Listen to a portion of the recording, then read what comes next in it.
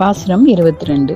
அங்கன்மா ஞாலத்து அரசர் அபிமான பங்கமாய் வந்து நின் பள்ளி கட்டிற்கீழே சங்கம் இருப்பார் போல் வந்து தலை பெய்தோம் கிங்கினி வாய் செய்த தாமரை பூ போலே செங்கன் சிறு சிறிதே எம்மேல் விழியாவோ திங்களும் ஆதித்யனும் எழுந்தார் போலே அங்கண் இரண்டும் கொண்டு எங்கள் மேல் நோக்குதியேல் எங்கள் மேல் சாபம் எழுந்தல்லோர் என்பாவாய்.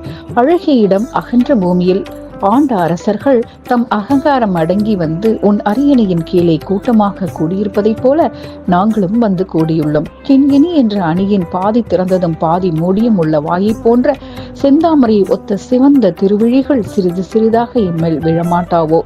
திங்களும் கதிரவனும் தோன்றியதைப் போல அழகிய திருக்கண்கள் இரண்டாலும் எங்களை பார்த்தருள்வாயானால் என் மீது உள்ள பாவங்கள் நீங்கி போகும் என்று கூறுகிறார். பாசுரம் 23.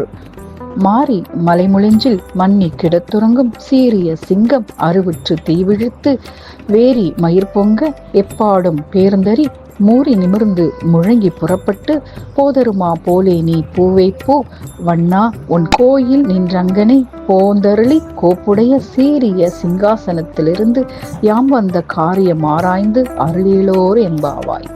காயாம்பூ போன்ற கரிய நிறமுடையவனே, மழை காலத்தில் மலைக்குகைகளில் தன் பெட்டையும் தானும் ஒன்று என்னும்படி படுத்து கிடந்ததை போல கிடந்துறங்கும் சிறந்த சிங்கமுணர்ந்து எழுந்து தீப்போல் சினந்து பார்த்து பிடறி மயிர் சிலிர்த்து 4 பக்கங்களிலும் பெயர்ந்து உடலை உதிரி சோம்பை முறித்து கர்ஷித்து வெளிப்பட்டு வரும். அதுபோல நீ நின் திருக்கோயில் நின்று புறப்பட்டு இங்கு வந்து அழகிய வேலைப்பாட்டை உடைய சிறந்த அரியணையில் அமர்ந்து நாங்கள் வந்த காரியத்தை இன்னதென கேட்டு அருள் செய்ய வேண்டும்.